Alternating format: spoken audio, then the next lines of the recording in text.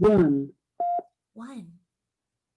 Blog Talk Radio. I love that because for me, that means blast off. Yeah.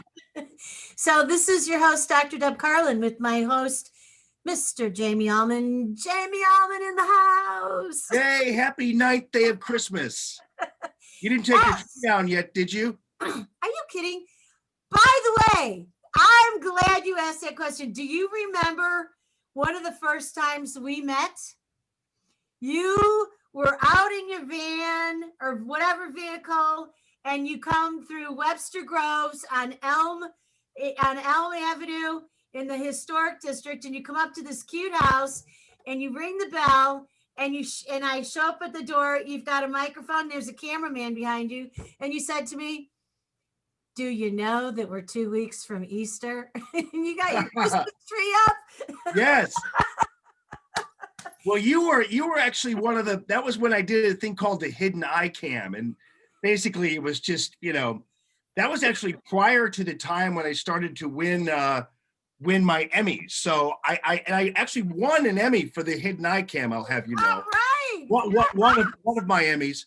But it. and I don't normally, these used to be kept in a drawer someplace. I really don't brag about that kind of stuff. I'm saying that I will. Emmy Award winning Jamie Allman.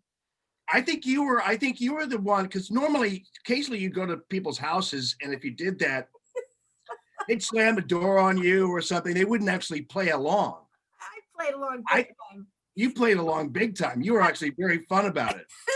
You know what I did? I stepped outside and I was talking to you, and you said, "Do you know that Easter's like in 2 weeks?"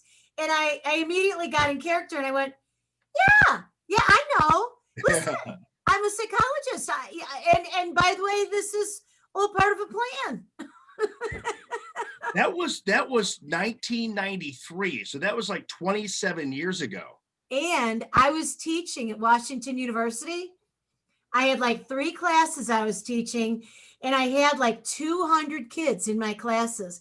And I'm in a class and I'm up on the lecture stage, and I'm, walking back and forth. And I have such a loud projecting voice. I don't need a microphone. So I'm never standing still. And I'm talking. All of a sudden, one of my students, they're like chattering in the front row, like 5 rows back. And I looked at them and I went, "What?" And they went, You are on TV with Jamie Allman. You have your Christmas tree up." That's funny. That is funny. Well, I wish I had the tape somewhere still. It's on one of those big, 3/4 inch tapes that you need a gigantic machine to play it in. And I have that somewhere. Oh my God. We've got to win an Oscar for a movie we do together, and then we'll play that in the background. Yeah, right. That is one heck of a time. But I remember that. That was, yes, I do. Oh, yes. The Christmas tree here is up, and it'll stay up until the end of January because, we're not even through all the days of Christmas. Most people don't know that. Yeah, people celebrate Christmas backwards. They have all their parties the week before it's even Christmas. So it's not even Christmas when you're having the Christmas parties. The time to have the Christmas parties is now. Yeah, the baby's been born. Oh, yes, right. And the Kings aren't coming until Wednesday. There you go. So why do you want to have parties when the woman is at the most uncomfortable time of carrying the baby? That's because she's not going to come to the party. She's at home on bed rest. Right. Put your feet up. And you want her to drink and do all that stuff? Come on. Yeah. And if Joseph leaves her to go to the party, I mean, he's a scoundrel. He's got to stay there and hold her hand. What if her water breaks, for crying out loud? Oh, yeah. Well, Mass was interesting, Deborah, because actually last Sunday was St. Joseph's Day. Okay. And the priest talked about, and I never really heard this angle before, about how Joseph really was a pretty cool dude, considering that he knew that he wasn't Jesus's father, technically, right? Because obviously we all know that story, right? And so he but he still taught Jesus all these things because Joseph was a carpenter, and he was phenomenal. Yeah, but he gave all of this in terms of his attentions and his teachings and his knowledge and all that kind of stuff, even though obviously this was a child that was basically put before him. Yep. He knew a little bit more about it, the divinity of it anyway, but still his kind of sacrifice, because there are sacrifices that are made all throughout the Bible. First of all, the largest one being, of course, Mary, who risked everything having a baby. A girl. Oh, yeah. Oh my gosh, so young. Yeah, and she could have been stoned to death. Yeah, People don't even talk about that because of she's pregnant and she's not married and technically and all this kind of stuff. And so she took considerable risk. Elizabeth was another one. Yeah. So you look at all these individuals in the Bible and you tried it's so interesting to try to attach those personalities and those sacrifices to our modern life, because it's really hard to. It's hard for, and right now it would be hard for someone to be a Joseph. It's hard for someone to be a Mary. It's hard, but it's something to strive for in the new year, Well, I'll tell you what, when I look at the whole story, and in the parish that you and I both belong to at Our Lady of Lourdes in St. Louis, I loved Monsignor Sudicum, who recently passed, which just, sunk my heart, but I know that he's happy wherever he's, And so actually Monsignor Dietz several years ago when his brother died said to me, I went over to the parish house to visit him and I said, how are you doing? And he said, well, to tell you the truth, I'm a little embarrassed. And I said, why? And he said, I'm a little envious of my brother. I can't wait to get there and get to see him. Oh, wow. And I said, I understand. I do. I understand that. Anyway, the two of them, Monsignors Dietz and Sudicum, were such scholars. And they were very low key about it, but they would tell you the stories, biblically. And when you were confused about something, they would give you these wonderful explanations. And when they were talking about Mary and Jesus, Mary has this, bizarre, talk about unshakable faith. Yeah. Yeah. And, so listen, Mary, we have this idea for you.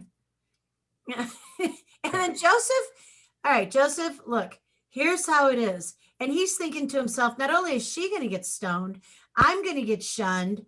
Who knows what's going to happen to the two of us?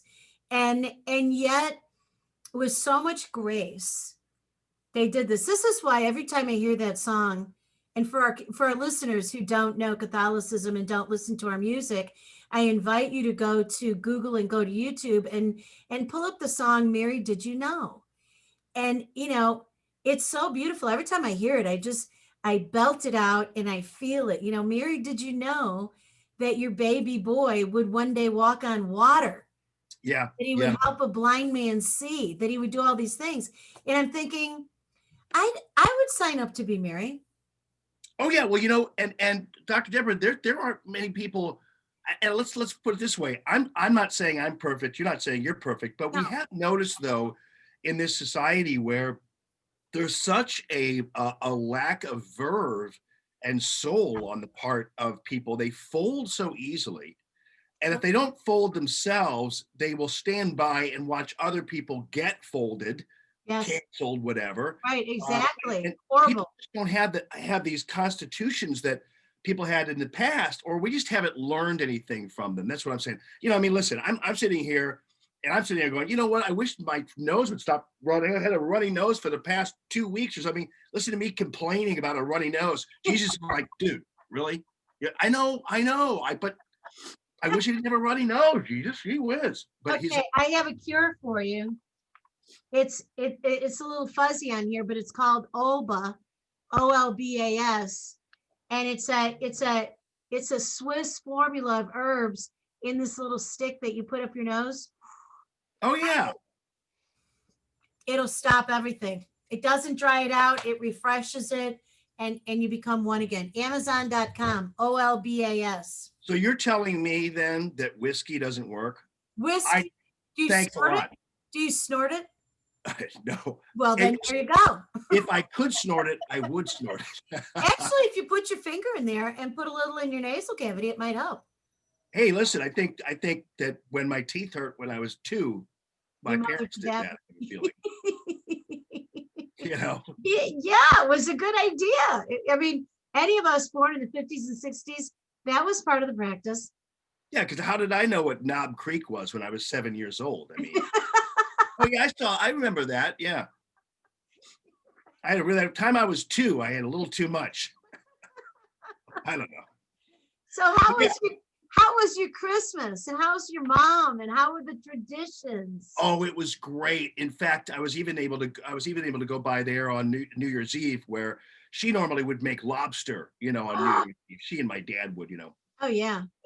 but because it was their anniversary, and they'd have big old Really? What a lobsters, great big anniversary. old pot. But Christmas Eve was beautiful because my mom's 92, and she didn't. My sisters, who are darlings, are here in St. Louis, but they were there with her during the day, and Yeah. so we just all kind of did little shifts. And I was honored to be able to do the Christmas Eve shift, which Oh, I love that. one of my favorite times of the year anyway. But to be Yep. with my mom, and she makes oyster stew, which is Oh, something that her mother Love made. that. Yeah, Love it's kind that. of it was East Coast thing, and so we just had a good magical time. We really did, and just kind of it was just me and my mom. Now, I have 2 brothers in the East Coast, and I have another sister in Alaska, and so I'm sure they would have done anything to be there. So I was really privileged to have the time there with her. It was really nice, really That's nice. sacred. Yeah. That's wonderful. Now, did she want to go to Mass? Was Mass live? No, but she and I read Mass together. Hallelujah. So, what's great is, my church, and I think yours does too. Now they got to the point where they're bottling holy water now. No. Are you going Yeah, to a different church? Yeah, a Little Flower. Oh, Church I love Little Flower. Yeah, Lourdes was always the place we went if we couldn't make a mass. So we would go to mass. So their last mass is at 5 o'clock on Sunday. Yes, right. And occasionally there's been a time where you're late to the 5 o'clock mass on Sunday, Yeah. and Monsignor Haneke's like, "Really? Like you missed? You didn't go to mass Saturday night at 5. You didn't make the 10 o'clock mass on Sunday. At 7:30, 9 o'clock, 11 or noon, and then you're late for 5 o'clock. And you're late for the last mass of the weekend. Come on. So anyway, but our church they bottled the holy water, so you can take a little thing of holy water with you. And so I brought it with me to my mom's, and so we it's funny because it's in one of those like squirt bottles, but you don't squirt it. So It comes out. So we're like, I'm like, here's some holy water, all over us. I don't think that's really the way it should be done, but yeah, I know. So we did that, and we read the Christmas Mass together, the readings and the gospel and all that kind of stuff. And my mom's very religious. So one thing that she's really missed throughout this whole pandemic is closing churches. So it was nice. How about you? You know what? It was absolutely lovely. I decided to spend it in Chicago, and I decided that what I would do is I would go to the Polish delicatessens. My mother's side of the family always thought that they were Polish. Turns out there's Austrian, but we don't have Austrian delis up here. So I went to the Polish delis, got Polish delicacies, and then went to the Swedish delis. And by the way, they're gone, which just breaks my heart. My grandmother was involved in the putting together of Andersonville in Chicago, which is no more. And then you have to go west of there to the last remaining Swedish place, unless you go like up into Wisconsin or something. Oh, yeah. So I went there, and it was really funny, Jamie, because I called ahead and I said, I want to know if you have potato sausage. It's a Swedish delicacy. And she said, oh, yeah, we've got it. And I said, okay, great. But it's frozen. I said, that's okay. I'll come by and pick it up. Okay, what's your name? Great. So I go there, park the car, find parking, is packed. I walk in, there's like, 25 people standing, and they're not taking numbers. They're just saying, yeah, does anybody have, if we taken care of everybody? And I said, nope, I just have one thing, called ahead, Swedish sausage, named Carlin. And so people hear I'm speaking English, right? My first language. And I could feel the vibe of people being like crabby and they're going, how long till my order's ready? Because they're getting like meals to go, right? So mine was easy. And so I said, I'll take this Corona coffee and because it smelled so good. I mean, you smelled it as soon as you walked in there. So call me, like I'm in there for 90 seconds and they go, okay, Dr. Carlin. And I walk up and I could feel daggers, like, why is she getting service? Well, because I didn't have to cook my stuff. So I thought, okay, before I turn around and face this angry crowd, I need to do some magic here. So I turned around and went, yeah, so it's a good you, everybody. And they all started laughing. And I said, and Merry Christmas from the Chicago girl. And I walked out and they were cracking up, So I thought, okay, so it was fun. And so I got to go into old neighborhoods that I love and just drive around. I went down to Michigan Avenue and I looked at the lights and, they're not full gala, it's not full regale this year, but it's beautiful. And then I came home and I got dinner started and then I went out for a walk along the lake and it was wonderful. And then I came in and it was really nice. I wish I miss mass, but I will not go in and obey with all of the things that they put in place. I don't like it. Makes me crabby. And then I have to sit there and pray for God to forgive me for a bad attitude, I know. So I can't do it. So instead, listen, my relationship with God is groovy. I'm talking to him all the time and asking and telling and, and so I watched It's a Wonderful Life. I opened up a bottle of Chardonnay. I had a glass of wine. I ate potato sausage and it was wonderful and beautiful. I had herring. Oh, yeah. You have to have herring with a boiled egg with herring on top on a cracker. So I did that. And I made a pot of Swedish glögg, which is a mulled wine with great alcohol. You got to ignite it to burn it off. It's hysterical. You light it, goes poof, and you slam the hood down. So it was wonderful and celebratory. I have Alexa, and I had her play old-fashioned Christmas music. And then I just sat back. I looked out at the water, which was beautiful because there's lights out on the water, and I was grateful and I was anticipatory, and it was quiet. And then I watched some old movies, and then on Christmas Day I did much the same, additional cuisines, and talked to people, Zoomed with people, texted with you, sending messages of good cheer, and then like I watched Myrna Loy and William Powell in the Thin Man series. Yep.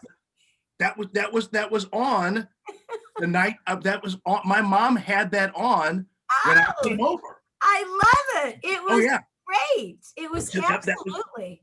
That was on when I came over at about 5:00 on New Year's Eve. Yeah. Little after 5, that was on her TV, and she was saying, "Oh, I found the Thin Man," and she was so excited about it. And, William. I am 92. But no, it's funny you mentioned that because that's exactly what was on. And of course, with her at 92, you're hearing the Thin Man in electrophonic stereo, surround sound, That's great. So it was beautiful. And then, I sought out ways to experience the joy of others and of children. So I was seeking them out on social media, friends of mine with kids, and grandkids and grandnieces and nephews. And so it was joyful. And actually, Jamie, even in the midst of working to do these broadcasts, I just laid back and unwound my mind and allowed myself to breathe for a few days. Yeah. It's probably my favorite 2 weeks of the year. Yes, because you take the breaks. And, I normally take the week after Christmas off when I do my radio show and everything else. But because of everything that's been going on, I was back in on Monday. Oh. and worked through Wednesday right before New Year's Eve. But those 3 days, because There's a lot being to do. off and not working Yeah. is especially when everything is so much is going on and so much is in a flux and balance. I felt I needed to be on the air. Absolutely. So So be the newsman here for me for a minute. I saw a couple of things today that people send me news from alternate news channels, and it looks like AOC is out and a young 25-year-old is in. You mean in terms of the caucus, in terms of their little? I thought it was a congressional election and that this 25-year-old won a seat, but I didn't even know her seat was up for re-election. I didn't either, and I thought she was already a shoo-in. So I'm actually not aware of that. I've been mostly focusing on what's going to be happening on January 6th. Yeah, me too. It's going to be crazy, and we just saw that a bunch of different Republican senators are going to be stepping up to challenge the electoral college votes. The House already has a bunch of Republicans. And what's different about this? People don't realize that on the same day, January 6, 2017, Democrats in the House challenged the electoral college votes for Donald Trump. Really? But there weren't any Democrat senators to challenge it. And so the vice president at the time, who was presiding over the Senate the way Mike Pence will, was a man named Joe Biden, who said, this election is over.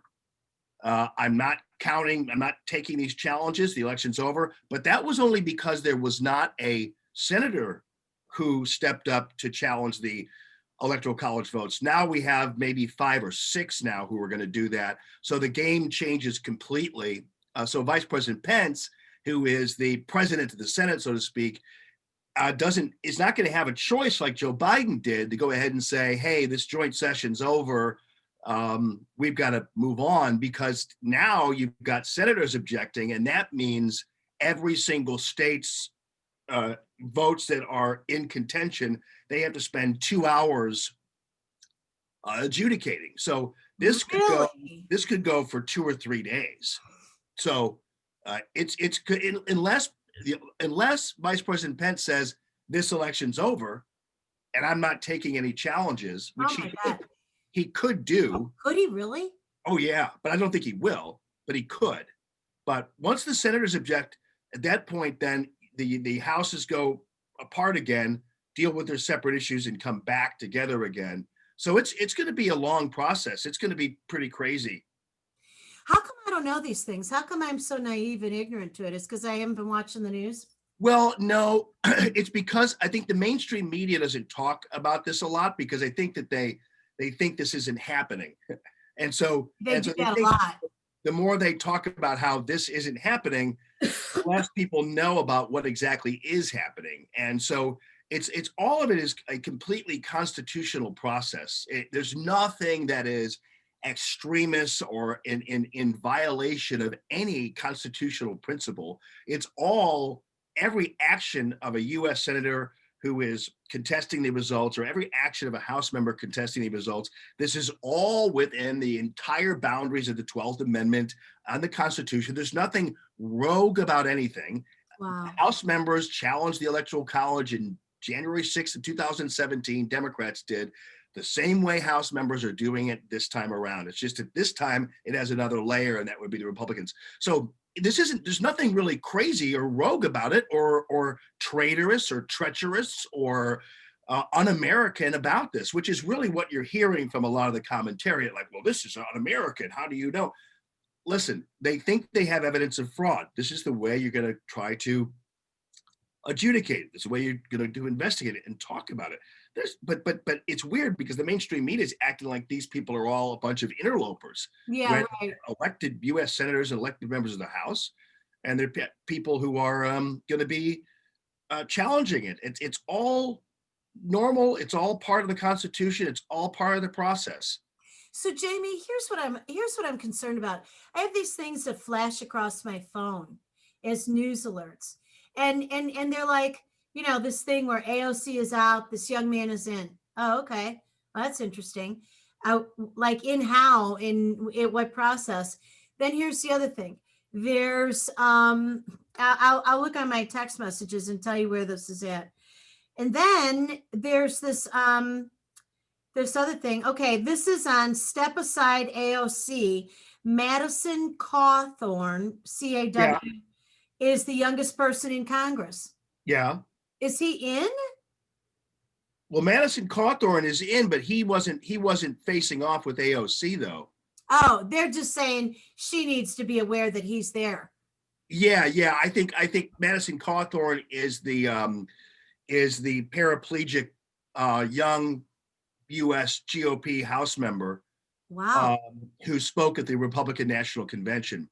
Oh, I remember that. Oh my Yeah. God, that was And amazing. so I think when he says AOC step aside, he's he's just telling her that, you know, the youth movement now in the House is among a bunch of Republicans, but I don't know.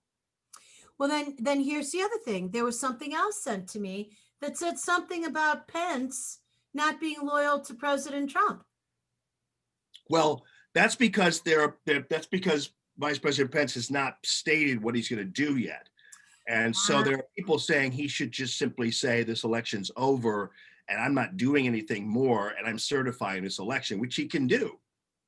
But he's obligated to at least address the concerns of his fellow senators. But it just depends on how far he's going to go, and he's in a tough spot. I think he's always been loyal to President Trump. I think a lot of leaks against President Trump came out of his office, but I don't think it's been him. But they're challenging him to do the right thing. That's why Louis Gohmert is suing him. You know, that kind of thing. They're challenging him to do the right thing. Do you know the thing that really scares me, and I mean flat out, really, it frightens me, is the level of aggression that there has been against Republicans, against people who are pro-Trump, you know, people in Washington getting beaten up after the Trump rallies, you know, men, women, and children. The retaliation is just so huge. And, you know, people like Carlson Tucker, who, you know, supposedly have had to move several times because his home was invaded. He's been harassed so badly. You know, who is it who can be courageous enough in Congress to step up, step in, step forward? Because it looks like our judges are intimidated. You know, people are intimidated all over the place.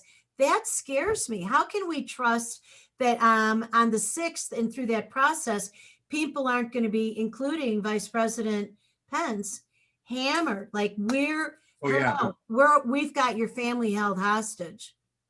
Well, the Supreme Court seems intimidated. I know. They're afraid of upsetting society, and it's like that's really not the Supreme Court's job. Really, is to gauge whether or not people are going to be mad or not if they do something. It's terrible. That's what gave us Roe versus Wade. And again, I'm not advocating overturning Roe versus Wade right now or anything like that. What I'm saying is it was bad law because it was a reflection of societal norms or societal wants as opposed to anything constitutional. But that, I'm not trying to get into a big abortion debate with anybody, but again, you have to remember also, look what is happening now in the mainstream media as they talk about the people who are going to be amassing at the Capitol. They're demonstrators. The media is already, and so are the politicians in DC, called all these people extremists. Now, I know a lot of people who are going up there, and they're not extremists. They're patriots. They're people. They want a free and fair election like anybody else. But the media has put a target on their back, and so have politicians, by turning these people into a bunch of crazy, traitorous extremists, which only invites more violence against them. So that's really what's happening. That's why people are so afraid, is because any diversion from whatever it is the media has planned for you, or the establishment government has planned for you, if you divert from any of that, you are considered to be a danger or a threat or a traitor or this, and it's really a bad situation. You know, people don't understand just how much power the American news media has. It's unbelievable. It is unbelievable how much power they have and what they do and the lies that they tell, not only directly, but by omission. And so it's incredible. The media is probably one of the biggest problems both sides of this tumultuous society have. If you're on the left, I guarantee you, the media is not going to be your friend if you get in their way, and the right is the same way. And I hope that there's a time as we get into 2021 where there are people, both Democrats, Republicans, left and right, conservative and liberal, all come together and acknowledge that we are being pitted against each other and ill-served by a media that constantly wants to gaslight and cause controversy and pit us against each other all the time. I have a lot of left-wing friends. We get along just fine. You know, we take what we believe seriously. I get that. But boy, the media will pit. I mean, automatically, you know, they call people racists, and they allow and facilitate the cancel culture we have right now. It's a mess. It is huge mess. It's abnormal. It's very abnormal, and it's hateful. It's so driven by hate. It is amazing to me. You know, the other part of this that's so disturbing is that when you ask people lovingly about their position and what is it, you know, so how do you feel about, and then just fill in the blank, anything, either about health or about politics or society. And there's this inflammation. It's like somebody took a blowtorch to their head and you can't even hardly see their face anymore. You see rage. I have actually lost friends, and I haven't been argumentative. I haven't. I'm not interested in argumentation. I'm just making an inquiry. And I mean, just reasonability is out the door. Yeah. Off the table, out the door. I keep wondering how many people, including William Barr, who has been accused of being bribed a long time, you know, and he's got X number of dollars in his accounts. I might be naive, but I just don't see him being that way. And I think this man's been threatened and set up, and we won't know unless and until President Trump prevails what the real stories are. Yeah. Well, and look what the addition of the pandemic has done to this fractured society. I mean, I think the divisions that we have, or whether it doesn't matter whether it be over masks or whether it be over shutdowns or whatever, all concocted, by the way, by our government. They're watching us all fight with each other in a Walgreens over wearing a mask, doing all this kind of stuff, and they're scaring people into taking these draconian sides on everything. And so normal people, and we talked about this on our first show, normal people, I mean, you got people who, if you don't have a mask on or whatever, or you got, you know, they have a mask on, and they'll walk around you and do all this kind of stuff, and won't allow you in an elevator. So I had a mask on. I was waiting for an elevator. Some dude coming down an elevator, it's one elevator. I have a mask on. And he goes, "Can you take the next elevator, please?" I'm like, "Oh, come on. You got to be kidding me." You know, but that's the kind of society we've created. A bunch of tattletaling people on Nextdoor and reporting people who have their kids playing on playgrounds, and police escorting health department people to shut restaurants down and businesses down. And it's created a really high tension situation. And then, not to mention, we had all the racial divisions over the police killing there, George Floyd. So it all kind of has been so exacerbated. But believe me, you turn a TV off, or I don't want you to turn the radio off. At least don't turn my show off. But you turn the TV off for 3 days, and your life changes. Yeah, I feel so much better. I mean, you know, Yeah, I was not loving myself as much, and I was certainly not liking myself as I was watching TV, and I was calling the people on the television names, and I thought, that's not nice, Deb Carlin. That's not really your style, you know, as I'm blasting people. And I thought, Okay, I need to get off of here. Okay, is I Dream of Jeannie on? Yeah. A little Andy of Mayberry going on. I need to, no, I'm just going to turn it off. I'm going to listen to music and I'm going to float my boat in space in a nice way, because all that other stuff, it's too much. And by the way, as I was leaving the grocery store, and I took my mask off, this gentleman says to me, "Hey, put your mask on, obey the law." And I said, it's actually not a law. Yeah. And he goes, "It is so, it's a law." And I said, "It's actually not a law, it's a request." And so I'm fine. And I'm outside in the fresh air here. Now, if you don't feel safe, then put yours on. I'm walking over to my car.